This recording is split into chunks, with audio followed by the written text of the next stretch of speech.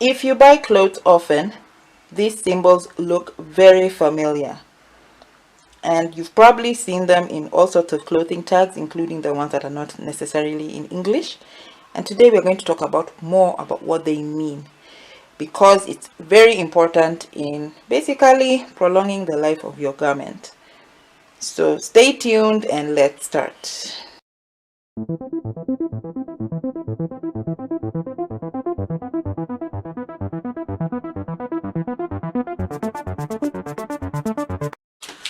So as we begin, laundry symbols actually started being used in the 70s. That's when they were really popular on clothes. And if you've noted, a lot of them are both in picture and written form, and I am sure that they probably differ in some countries. It really depends, but there's some universal ones. So I think as I go through the slides, it might help you understand. Maybe it's different in your country depending on where you're watching from, but I am going to tell you from our perspective, which is probably British because we were a British colony. So in my own clothes that I make, I prefer to write instructions, care instructions in detail on how to take care of the fabric and how to take care of the clothes. I do it in written form in my thank you cards. On my clothes itself, I just do the sizing symbol. I prefer to do my laundry symbols on a card because I just feel like the client can keep it and refer to it. And also because I used all sorts of fabric creating the tag in one laundry symbol. It's very expensive because you have to do many of them. You can't create just one tag. Most factories will make for you tags with minimum of 1,000 pieces and even 5,000 pieces. So depending on the fabric you use, if I only use one type of fabric, maybe. But the truth is, sometimes I buy even this type of fabrics, these Ankara prints, and there are blends. So sometimes the laundry symbol doesn't work. But I always test the clothes on myself before I recommend it to clients. Unless a client comes with their own fabric, if I am using my own fabric, I always recommend. I always test, always just make sure at least it doesn't shrink, doesn't remove color and things like that. If it does, I always write that in the instruction. So we're going to get more into these care labels, as they are called. They're not just laundry, they are basically care for your garment. And I hope you learn a lot, and I hope this information will be helpful, and I hope you will consider giving your clients that information when you make anything for them, whether it is an apron or whatever it is you're making. It's always important to let people know how to care for them. There are many questions all the time of how do I take care of this, and sometimes the truth is that there are clients who will not buy things from you because they don't know how to maintain it, and that's very important. It's not just about how beautiful something looks, it's also about how the care is. And many times I have advised clients not to mix two different types of fabric because of various reasons. It could be that this one might shrink, this other one will be affected, or one will remove color and bleed into the other one, etc. And I've experienced it also. I know the pain, so I guess let's begin. Fabric care. So there is an international care labeling code. So basically that image there shows you generally how most of the labels, care labels, look like. Basically those are the symbols you'd find. So washing is always a wash tab, and then triangles are usually bleaching. There's usually a symbol for an iron, and then a circle is usually dry cleaning, and the square is usually drying. So I hope that gives you a rough idea of what those are. Then there are some general rules related to care labeling. As I had mentioned in my video, some of these care labels started being put on clothes in the 70s. So these are some of the general rules. If no water temperature or dryer setting is mentioned, it is safe to use the setting, even hot water or hot tumble drying. If no ironing instructions are given, it should not be necessary to iron the garment, etc. About bleach, about if there are no warnings given to the label, then you don't have to do anything. And also about dry cleaning. Basically, this is just an overview of the general rules that are contained in care labels, and the link below there just shows you where you could get more insight on this information. But I just thought this would be a good way to start. So next, I decided to show you the most common laundry care symbols. Basically, this is how they look. That one is a tab that basically means the garment is machine and hand washable, and the temperature is usually written on the tab. And then there is the one with the line, means it's delicate, and there's the one with an X, means you can't wash it, and there's the iron. So usually it'll have different symbols of temperature and all that. And there's a circle, which means it can be dry cleaned. Then the circle and the square means can be tumble dried. Then there's one that looks like a sweet with an X. I always think it looks like a sweet. Means you cannot wring it. Basically, you can't twist it, twist out the water. Then there's dry flat, then there's drip dry, and then there's dry and shade. These are the most common. It's not the only ones. So now we move on to examples of symbols. So I wanted to show you a few examples of care symbols that you'd usually find in different types of clothes that have different types of fabric. These are not blends, they're just pure fabrics in the form that they usually are in. And please note that this is only about the care and it's not about the content of the fabric, because usually you will always have the content of the fabric, whether it's cotton, linen, whatever the fabric is made of, usually have that. But this is just how care instructions usually look if they're purely made of this fabric.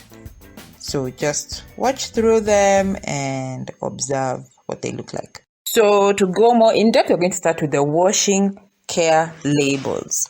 So I do not plan to read because I think it will take too long, but there is the machine wash normal, then there is the do not wash, and then there is the machine wash permanent press. So this is intended for clothes that have a permanent pressing. Basically, you won't iron them. Then there is machine wash delicate stroke gentle that has 2 lines under it. Then there is hand wash, which usually has a hand on it. And there's do not wring, which has that symbol I said that looks like a sweet with an X. Then there is the machine wash settings, where it tells you if it has 2 broken lines, it means under the bucket, so there's a minimum agitation. So I guess if you're washing your clothes the sewing machine, there is a way it moves in the machine, so you have to pay attention to how much the garment is going to be in contact with the machine. So the 30 degrees is the temperature. So there's one with broken line, and then there's one that doesn't have a broken line. So the other ones are the dots. These basically are about temperature as well. So if you do not have the degrees written, the dots also mean the same thing, and I have written and explained in the next slide. So I hope these are helpful, and if you have any questions, feel free to leave them in the bottom. But of course, most of these wash signs were for machines, because they're international. A lot of people in the West especially do use machines, but hand wash is also there, so I guess that covers it. So now we move on to the drying care symbol. Please note that the drying care symbol is a square, so any other symbol you see is a combination of the drying that comes with something else. So the square is drying. The square with an X indicates that you should not use a washing machine to tumble dry, and the one with the 3 lines going vertically means you drip dry. So you let it hang and just drip out the water.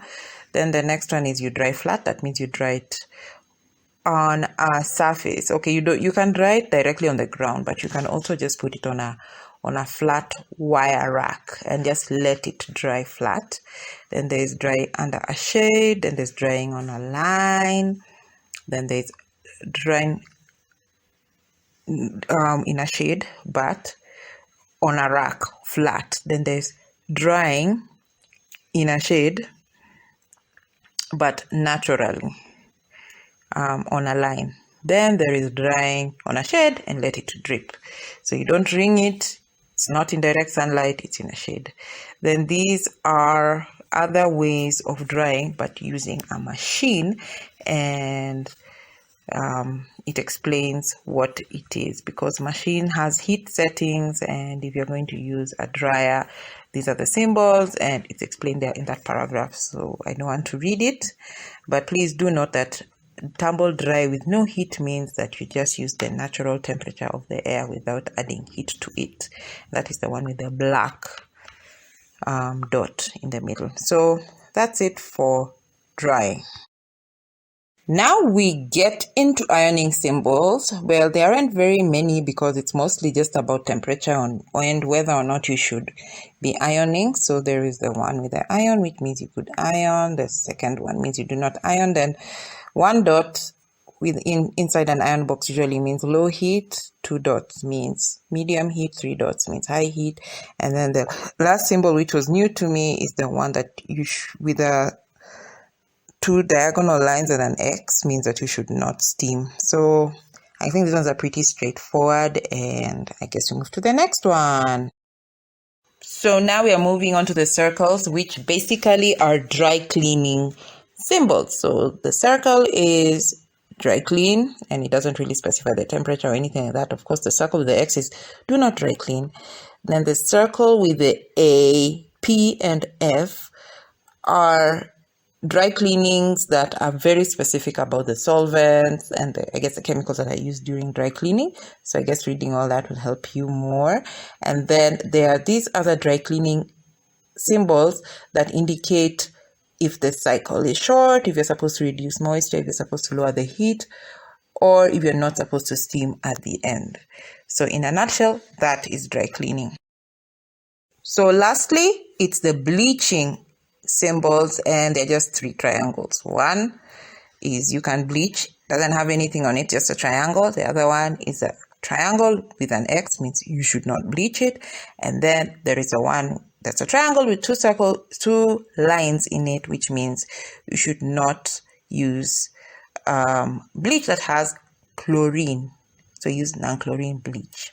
So that's it. We are done with the laundry symbol. So that marks the end of our fabric series. I hope you have enjoyed it. I have learned a lot as I prepared for you guys. There is some information I had and there's some information I did not have. So I hope you've enjoyed the whole series. I hope you've learned a lot, and I hope the information has been helpful. Thank you so much for your support. I've been very overwhelmed. I've gotten so many new subscribers. Welcome everybody. I hope you will continue staying with us, and please continue to like, share, and subscribe. Next week we will be celebrating our 1-year anniversary, so I am going to do an episode, basically a summary of what I've done, because I've only been here for a year. I know it seems maybe I've been here for a while. I think personally I feel like it's been a while. I can't believe it's been a year. But I'm going to do a special episode where I do a summary of all the videos I've done, and probably include all the links on the description for them, so that if you are new, maybe you'll be able to catch up with all the videos I've done, and maybe you just want to see what other content I've had. I've had corset series. I know some people are very interested in corsets. I have done parts of my design journey, my design process. I have done the time I was in a reality show and all that. I've really tried to be very diverse. I've kind of settled in this format because this is the most popular format. It seems like a lot of my audience really just want to learn about fashion business, or just general information about different things fashion that they usually do not get out there. And the reason why my channel is in this format is because most other fashion channels are more about just how to style things, how nice to look, and how to make things. And I thought that definitely there's a need for this kind of information, fashion information, in our context, because I know that there are many other channels out there that do it. And then the other things I'm going to do next month is probably feature some very helpful YouTube channels that I like. There are some that I have featured before, but I'm just going to highlight a few that I think would be very nice. And then I'll also talk about 2 reality shows, what I think. They're fashion reality shows, and I think you should check out, and the kind of lessons you could learn, especially if you want to be in the fashion design area of business. If you just want to sew as a hobby, you can still get inspiration from them. So thank you so much for watching this. I hope you've learned a lot, and I will see you next month. Bye.